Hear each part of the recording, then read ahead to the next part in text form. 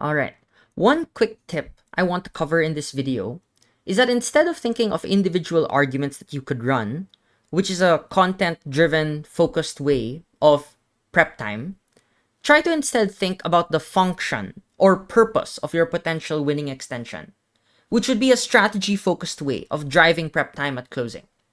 Let me give an example. Let's say the motion was, this House regrets the institutionalization of social justice movements. If you were closing government, I'm sure you'd be quite terrified of a lot of the intuitive arguments being taken by your opening. It's very straightforward that the way they would argue, that they would argue why institutionalization weakens grassroots movements by deferring to hierarchy and commercial funding structures, and that they would likely argue that institutionalization divides these movements because of a lot of members that lose their faith in these social justice movements. And to be honest, that's fine. There's really not always a lot of new transformative content or matter that you can really add to these types of debates, since it's usually sufficiently broad, and you don't want to resort to just throwing examples for the same arguments of opening government. So at this juncture, I would recommend that you think about potential extension functions that can help you win. And by function, I simply mean the purpose of your extension.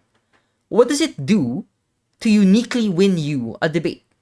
This could be a process-focused extension, a precondition-focused extension, or an inherent characterization-focused extension, among many, many other functions that your extension can hold. So even if you don't necessarily know what argument you will run yet, at least thinking of the function allows you to brainstorm in a particular direction already. So for this motion, if we had that opening government a while ago that covered the arguments on dilution, on commercialization, and the commitment of their members, you could instead think in this way, depending on the particular entry point that you have identified. Okay, so since opening government is too fixated on the impacts of weak grassroots movements and weaker membership, we can focus more on the process of institutionalization. How the earliest compromises of these social movements often are the ones that are the most vital and most unifying components of the movement, precisely because they channel anger and activism because they are controversial. So we will focus at closing government on why the incentives of leadership and financiers are misaligned with the incentives of committed members.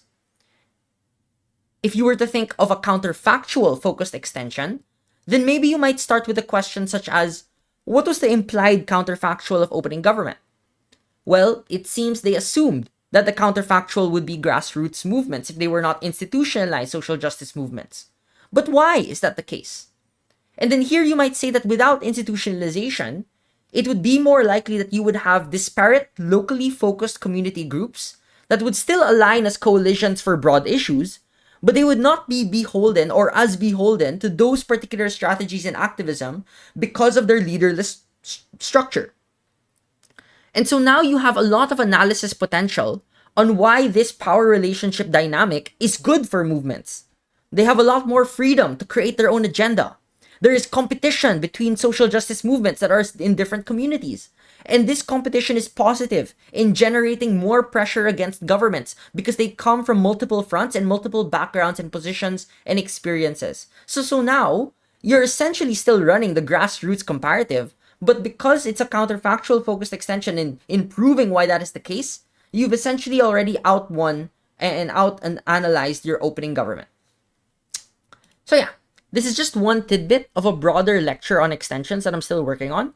But for now, I wanted to say that function-oriented prep time is very helpful in brainstorming for the right things. Okay, thanks for watching.